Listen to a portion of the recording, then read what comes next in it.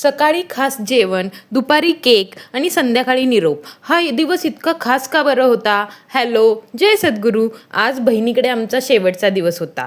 आम्ही परत जाणार होतो आमच्या गावी, म्हणून सकाळपासूनच घरात वेगळीच लगबग होती. देवपूजा झाली, मुली त्यांच्या मस्तीत रमल्या होत्या आणि इकडे स्वयंपाकघरात खास धोंडेपोळ्याचा बेत सुरू होता. गरमागरम भजी, प्रेमाने बनवलेले धोंडे आणि सगळ्यांसाठी मनापासून केलेली तयारी. सगळं तयार झाल्यावर देवाला नैवेद्य दाखवला. मग सगळे एकत्र बसून जेवणाचा आस्वाद घेतला. पण दिवसातील आनंद अजून संपला नव्हता बरं का. उद्या इशूचा बड्डे असल्यामुळे तिचं छोटंसं प्री बड्डे सेलिब्रेशन ठरलं होतं. इशू आणि श्रीतू आदूचा आनंद पाहून सगळ्यांच्या चेहऱ्यावर हसू आलं होतं. औक्षण झालं, केक कट झाला आणि काही सुंदर आठवणी मनात कायमच्या साठून गेल्या. आणि मग आला निरोपाचा क्षण.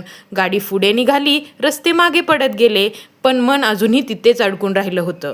कारण काही दिवस खास नसतात, तर त्या दिवसामधली माणसं त्यांना खास बनवतात, नाही का?